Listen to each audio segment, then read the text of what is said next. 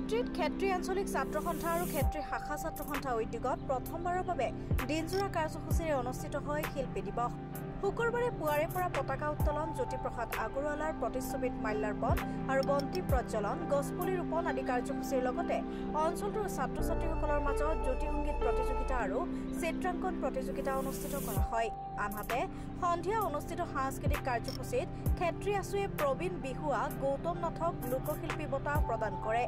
তাৰ পাছতে অনুষ্ঠিত হয় বঁটা বিতৰণী, বিশিষ্ট অতিথিসকলক সম্বৰ্ধনাৰ লগতে ডিমৰীয়াৰ সংবাদসেৱীসকলক সম্বৰ্ধনা কাৰ্যসূচী।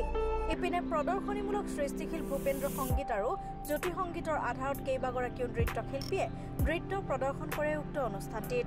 এই কাৰ্যসূচীত উপস্থিত থাকে কামৰূপ মহানগৰ জিলা আছুৰ উপদেষ্টা ৰিণ্টু দাস, সভাপতি বিপজ্যোতি মালাকৰ, সম্পাদক সমীৰণ কলিতা আৰু উপসভাপতি ৰমেন ঠাকুৰীয়াকে প্ৰমুখ কৰি কেইবাগৰাকীও বিশিষ্ট ব্যক্তি। ইফালে কাৰ্যসূচীত ৰাইজে সহায় সহযোগিতা আগবঢ়োৱাৰ বাবে আটাইকে কৃতজ্ঞতা জ্ঞাপন কৰে ক্ষেত্ৰী আছুৰ সভাপতি অমৰ বৈশ্য আৰু সম্পাদক বেদান্ত বৰাৰ লগতে কাৰ্যকৰ্তাসকলে।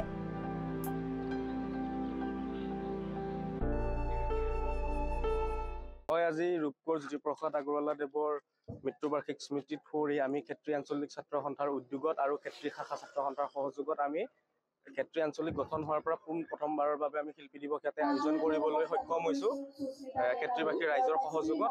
আৰু ইয়াতে সকলো ধৰণৰ ৰাইজৰ সমাগম দেখি আমি নথৈ আনন্দিত হৈছোঁ। আৰু সদৌ কামৰূপ মহানগৰ জিলা ছাত্ৰ সন্থাৰ নেতৃত্ব উপস্থিত থাকে আৰু সোণাপুৰ আঞ্চলিক ছাত্ৰ সন্থাৰ নেতৃত্ব ইয়াতে উপস্থিত থাকে। আমি আকৌ এবাৰ ক্ষেত্ৰীবাসী ৰাইজক আমি ধন্যবাদ দিছোঁ যে আমি এই অনুষ্ঠানটো কৰাৰ বাবে, সাফল্যমণ্ডিত কৰাৰ বাবে তেওঁলোকে আমাক সহায় কৰিছে। ধন্যবাদ। জয় অসম।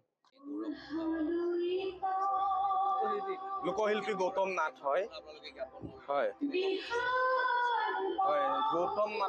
গৌতম নাথ ডাঙৰীয়া প্ৰায় আগৰ পৰাই আমি লগ পাই আহিছোঁ। বিভিন্ন বিহু মঞ্চত তেওঁ বিহু প্ৰতিযোগিতাত, বিহু কুঁৱৰী প্ৰতিযোগিতাত তেওঁ বিচাৰক হিচাপে কাম কৰি আহিছে। আৰু আমি আজি এই অনুষ্ঠানটোৰ জৰিয়তে তেওঁক আমি ক্ষেত্ৰী আঞ্চলিক ছাত্ৰ সন্থাৰ তৰফৰ পৰা শিল্পী বঁটা প্ৰদান কৰিছোঁ 2025-ৰ।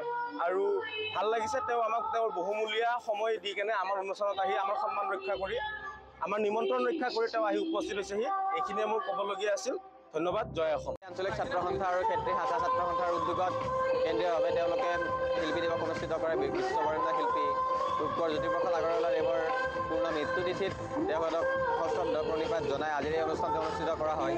আৰু আজিৰ এই অনুষ্ঠানটোত বিশেষভাৱে এটি শিল্পী বঁটা প্ৰদান কৰা হয়। এই বঁটাটো প্ৰদান কৰা হয় গৌতম নাথ নামৰ লোকশিল্পীগৰাকীক। আৰু এই বৰ্ষৰ পৰাই ক্ষেত্ৰী আঞ্চলিক ছাত্ৰ সন্থাৰ প্ৰত্যেক বছৰে শিল্পী দিৱস অনুষ্ঠিত কৰি তেওঁলোকে একোগৰাকী শিল্পীক তেওঁলোক জীৱনজোৰা সাধনাৰ বাবে তেওঁলোকে শিল্পী বঁটা প্ৰদান কৰিব। আৰু আজি অতি সুন্দৰভাৱে বিভিন্ন ধৰণৰ প্ৰতিযোগিতাৰ মাজেৰে আজিৰ এই অনুষ্ঠানটো অনুষ্ঠিত হয় আৰু তেনেদৰেই এই অনুষ্ঠানটো সুন্দৰভাৱে চলিছে। সোণাপুৰৰ পৰা পূৰবী কাশ্যপৰ ৰিপৰ্ট, সংবাদ লহৰ।